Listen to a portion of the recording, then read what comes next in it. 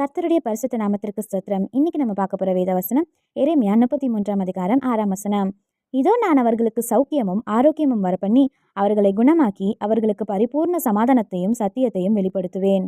Behold, I will bring it health and cure, and I will cure them and will reveal unto them the abundance of peace and truth. Jeremiah 33:6. இது நம்ம ஒரு சின்ன கதையா பார்த்துடலாமா? எபின்ற பையன் யார்கிட்டயும் அதிகமாக பேசவே மாட்டானா. அவன் ரொம்பவே அமைதியா இருப்பானா.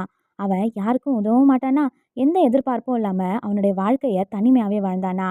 அவனுக்கு வேலை விட்டா வீடு, வீட்டுக்கு போனா உணவு, அவனுடைய சொந்த துக்கங்கள், இதுதான் அவனுடைய வாழ்க்கையாவே இருந்ததா. ஒரு நாள் எபியின் உடல் நலம் சரியில்லாம போச்சா.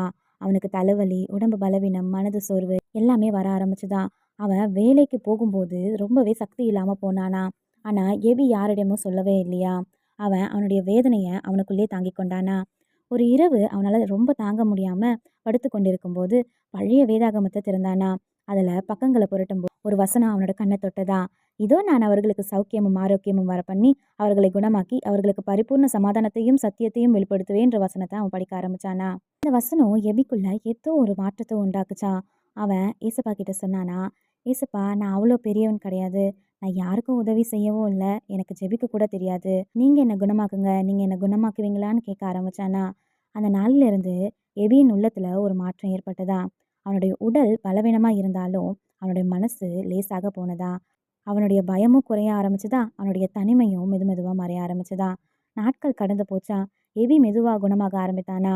அவன் சிறு சிறு வேலைகள் செய்ய ஆரம்பிச்சானா. எல்லாமே சாத்தியமாக மாறுச்சான். அவனுடைய பலம் மெதுவா திரும்பியதா.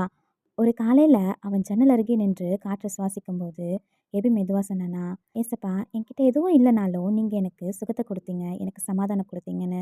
அப்ப அவன் உணர்ந்தானா, நம்ம கிட்ட எதுவுமே இல்லைனாலும், நம்ம முழுமையா இல்லைனாலும் கர்த்தர் என் மீது இருக்கும் அன்பால என்னை குணப்படுத்தினாருன்னு. அவன் ரொம்ப அமைதியாகவும் தனிமையாகவும் இருந்தா. ஆனா கர்த்தர் அவனை மாற்ற ஆரம்பிச்சாரு.